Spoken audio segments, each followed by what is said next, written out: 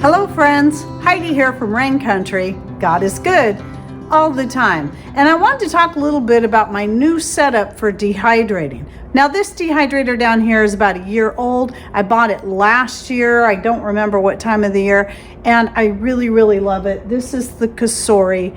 And this dehydrator is brand new. Just got this one in. So I wanted to talk a little bit about the changes I've been making when it comes to the electric dehydrating I do, which is typically going to be during the summer months when I have, well, first of all, lots of stuff to dehydrate, but also have lots of solar power coming in so that we're still saving money by using the solar power to do this. Now, before I get into that, I do want to say I do have ways of drying foods during the winter because we have a wood stove that gets run anywhere from 6 to 9 months out of the year, depending on that particular year. And while I have that going, it gets used for far more than just heating the house, but also gets used to dry our laundry, to cook and bake on, and also to dehydrate various foods. Sometimes that happens on top of the wood stove and sometimes next to the wood stove, depending on what it is. But Patrick did build me a couple of racks that I use for that purpose, and I will link to the videos I have on that. I will also link to a couple more dehydrating related videos, especially if you're getting new into this, and one will be the basics of dehydrating. Another would be just on the wood stove rack itself, plus a video I did on comparisons of electric dehydrators, and another one I did on various ways to dehydrate where you don't even have to use electricity, even if you don't have a wood stove. So that way you'll have many different things to choose from when it comes to that. But now let's focus on what I've got going on here and why I've done this. So a lot of you have been following me for years know that I've been using Nesco dehydrators since long before I started my channel. The first one was actually not under the name of Nesco, but made by the same company.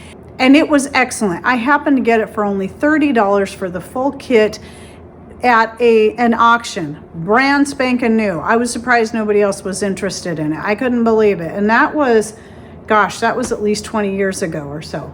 And that one held up for a very long time. It lasted at least a good 15 years before the motor finally died.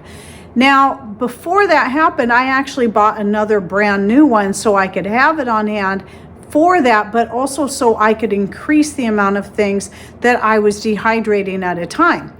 And that was great. Then I found two more at garage sales, one for $3, one for $5, and they looked brand new. One looked like it may have been used, the other one didn't look like it had been used at all. And so I grabbed those so I could have backups, and I'm still very glad that I did.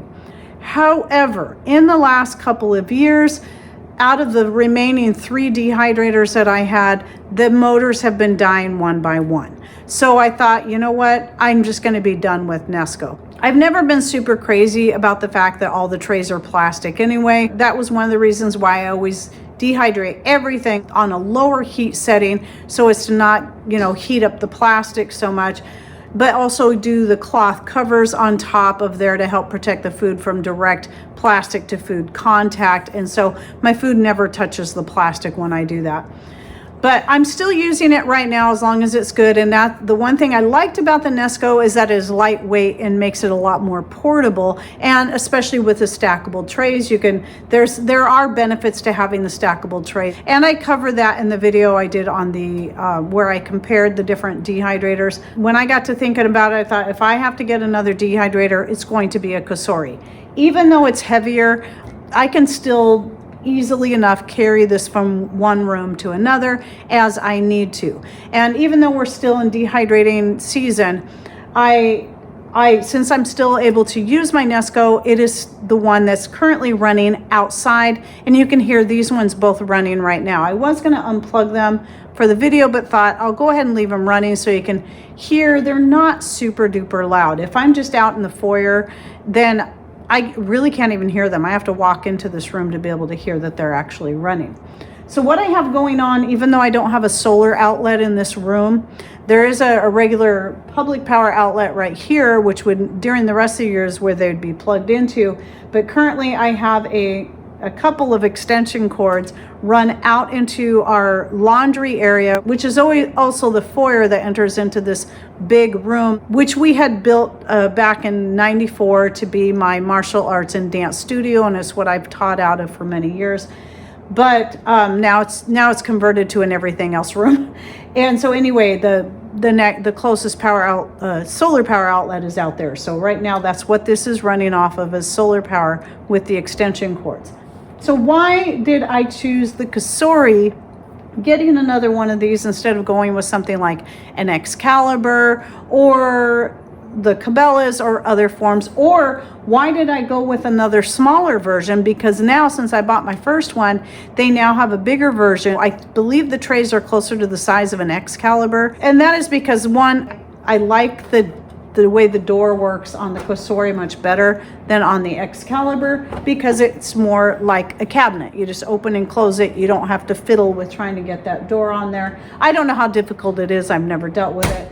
But the other reason is, knowing how happy I've been with this and how well it's worked for me, wouldn't make sense to get one of a completely different size, because I want to be able to save space, so that when I'm using it in here, I can simply stack it on top of this and make the most of my space. Because I could easily go vertical, but taking up more counter space was just really not an option. Even though this is not my kitchen, because this is a family area. We do all our family dinners in this room now.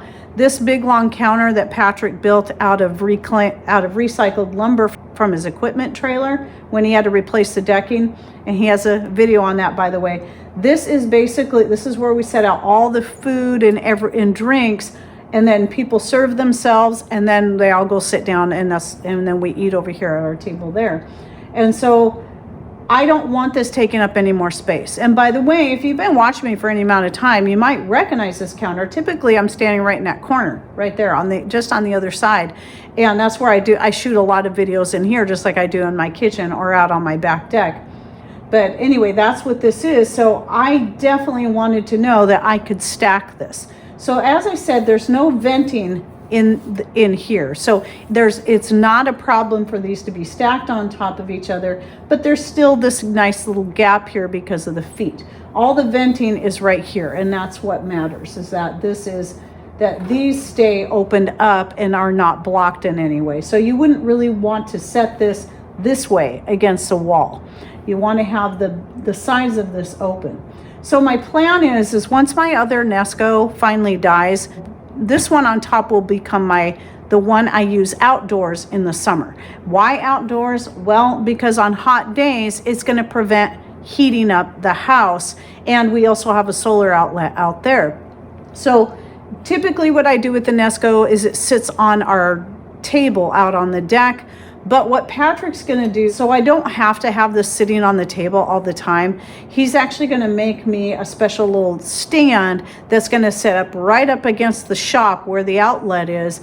And that's going to stay out there through the season, but only through the season, not during the winter months. Obviously, I'd bring it inside. But anyway, I'll make some kind of waterproof cover to go over that, in case, even though it will be in a somewhat shelter because it will be under the eaves, just in case it starts raining, and I can have it covered and not have to worry about it getting damaged from the rain. And I have all kinds of different fabrics I can use to make that. And I'll keep you updated on that. I don't know when he'll get to it. He's so busy right now with so many other projects, helping family members, making the colloidal generators and the vacuum chambers, and just getting projects done around here as well.